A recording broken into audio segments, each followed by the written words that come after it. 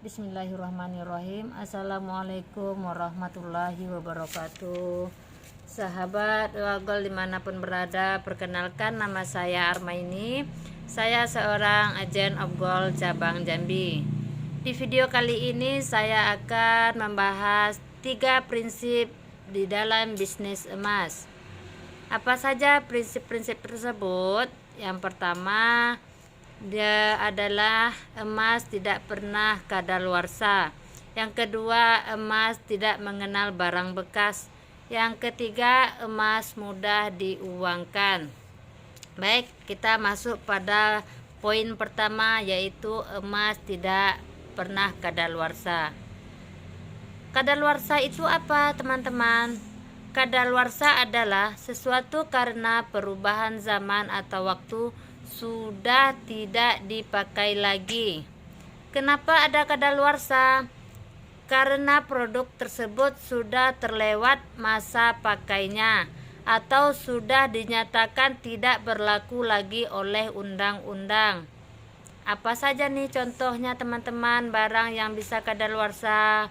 Contoh barang yang kadaluarsa adalah seperti makanan dan minuman yang instan, contohnya seperti mie goreng, mie rebus, barangkali susu kaleng, susu kotak, terus roti tawar, apalagi teman-teman, kosmetik termasuk itu ya teman-teman, itu ada masa expirednya juga. Dan satu contoh lagi, ternyata uang juga ada masa berlakunya. Nah, bagaimana di dalam berbisnis emas? Di dalam berbisnis emas tidak ada istilah kadaluarsa, karena emas adalah emas. Dari dulu hingga sekarang emas tetaplah emas. Jadi bagi seorang agent of gold, ada 4 mata pisau yang dimilikinya. Dibeli untung, dijual untung, didiamin untung, ditukar juga untung. Karena ada 3 fungsi ada 3 fungsi stok emas bagi seorang agen. Yang pertama, emas sebagai tabungan. Yang kedua, emas sebagai investasi. Yang ketiga, emas sebagai aset. Itulah fungsi stok emas bagi seorang agen of gold atau bagi seorang distributor emas. Jadi itulah fungsinya ya teman-teman, ada 3 fungsi ya. Sekarang bagaimana kondisi harga emas jika mengalami kenaikan atau penurunan? Apakah seorang agen atau seorang member akan rugi atau untung? Seperti yang kita rasakan beberapa minggu ini, emas setiap hari mau turun. Baik, untuk seorang agen of gold tidak ada istilah rugi, tapi dengan catatan. Catatannya begini, contoh kasus begini teman-teman. Misalnya pada tahun 2020, harga tahun 2020 bulan September, harga 1 gram emas gold senilai 1.006.000. Sementara untuk harga konsumennya 1 gram tersebut 1.040.000. Pada bulan Oktober ada konsumen yang ingin membeli 1 gram emas. Sementara harga pada bulan Oktober tersebut mengalami penurunan, di mana harga agen saat itu hanya 866. Jadi harga konsumen pada bulan Oktober tersebut 900.000. Nah, saat bulan September agen membeli dengan harga 1.006.000, dan pada bulan Oktober harga untuk konsumen hanya 900.000. Berarti harga konsumen pada bulan Oktober lebih rendah daripada harga beli pada bulan September. Apakah rugi? Nah, baik teman-teman, jika agen menjual harga pada bulan Oktober tersebut, harganya 900, maka akan rugi 196.000 jika uangnya digunakan untuk keperluan lain. Tetapi jika agen tersebut langsung membeli emas lagi dengan harga emas terbaru pada saat bulan Oktober tersebut yang hanya harga agen 866.000, maka seorang agen tetap mengalami keuntungan sebanyak 34.000.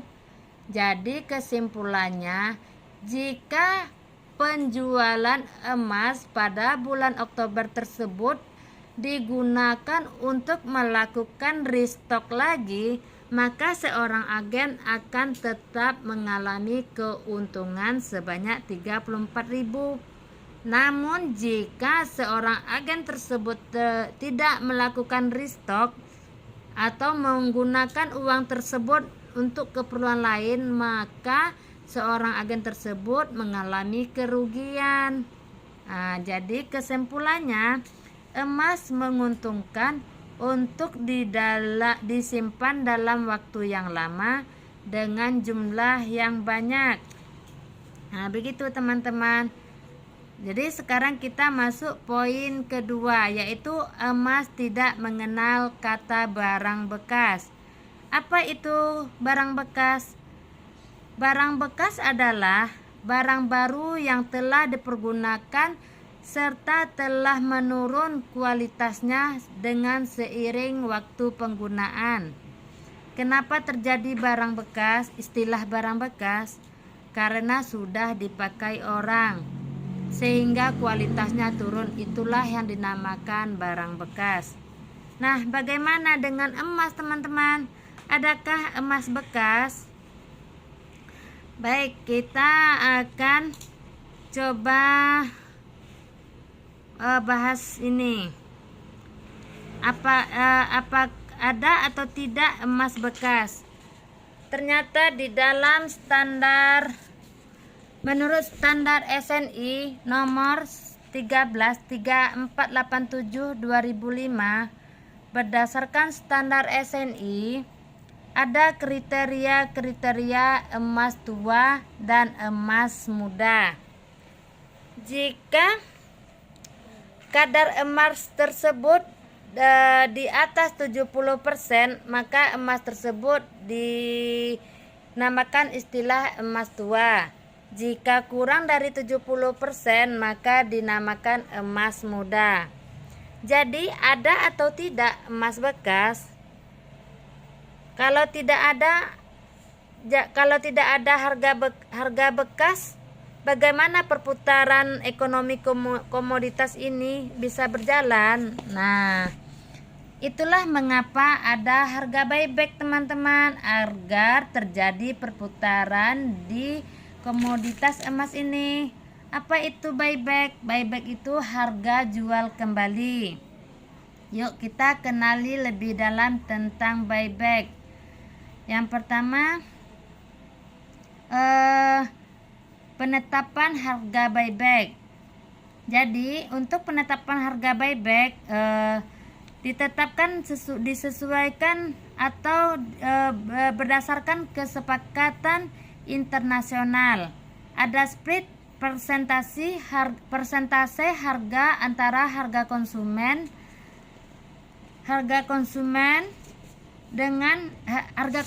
jual dengan harga konsumen beli. EOA Gold berpedoman pada harga perusahaan emas BUMN. Berikutnya, melihat dari kesanggupan para AOG, jika buyback spreadnya tipis dan ingin jual lagi, akhirnya marginnya tipis, dapat memberatkan AOG. Berikutnya, harga buyback itu ditetapkan di bawah harga beli normal agen, sehingga agen mau membeli emas dari konsumen. Terus, penetapan berikutnya, harga buyback itu berubah mengikuti kenaikan harga emas. Itulah cara penetapan harga buyback. Untuk yang keduanya, untuk siapa buyback ini berlaku? Jadi buyback ini berlaku untuk orang yang sudah membeli emas dalam jangka waktu yang lama. Jadi teman-teman, kalau teman-teman membeli emas hari ini, dijual hari ini, ya rugi teman-teman. Atau teman beli hari ini, jual minggu depan atau bulan depan, masih rugi. Jadi buyback ini berlaku untuk orang yang sudah membeli emas minimal 2 tahun, maka dia akan mengalami keuntungan. Jadi misalnya teman-teman hari ini membeli harga emas 1 gram harganya 900.000, teman jual 2 tahun lagi misalnya naik menjadi 1.200.000, maka selisih tersebut itu harga jual 1.200.000. Nah, teman-teman akan mengalami keuntungan. Tadi membeli 900, dijual 1.200.000. Berarti teman-teman masih untung 300.000 pada 2 tahun berikutnya. Itu teman-teman. Jadi EOA Gold ini teman-teman, EOA Gold khususnya emas EOA Gold teman-teman memiliki price list atau harga yang sama dari Sabang hingga Merauke. Apa keuntungan bagi konsumen teman-teman? Keuntungannya yang pertama, aman di dalam melakukan transaksi beli ataupun buyback. Yang kedua, ketika dibawa ke toko emas, maka konsumen bisa melakukan perbandingan harga jika dijual ke AOG atau MOG-nya. Nah, bagaimana dengan AOG dengan price list yang sama ini?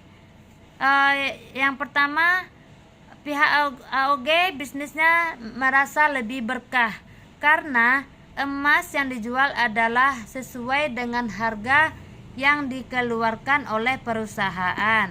Yang kedua, lebih dipercaya konsumen karena bisa dilihat di website www.eoagold.id. Terus, prinsip emas yang ketiga, mudah diuangkan. Tidak sama seperti aset yang lain, misalnya seperti rumah atau tanah. Jika kita butuh uang, tentu kita harus mencari pembelinya. Tidak bisa dengan dalam jangka waktu 1 jam, 2 jam, 1 hari, 2 hari, atau berminggu-minggu. Tapi kalau kita di dalam berbisnis emas, jika kita butuh uang, kita bisa langsung menjualnya. Khusus untuk emas EOA Gold, jika teman-teman butuh uang, misalnya dalam keadaan darurat di tengah malam, teman-teman bisa menghubungi agennya langsung dan bisa mendapatkan uangnya langsung dengan melakukan transaksi barangkali menggunakan internet banking. Sementara kalau untuk di toko emas, sementara kita harus menunggu toko emas tersebut buka terlebih dahulu. Nah, itulah perbandingannya jika menguangkan, menjual di toko emas atau menjual EOA Gold-nya melalui agen atau member resmi EOA Gold. Jadi perbandingannya di agen bisa dicairkan secara langsung. Barangkali itulah 3 prinsip di dalam berbisnis emas. Saya ulangi lagi, yaitu emas tidak pernah kadaluarsa. Yang kedua, emas tidak mengenal barang bekas. Yang ketiga, emas mudah diuangkan. Sekian dan terima kasih. Wassalamualaikum warahmatullahi wabarakatuh.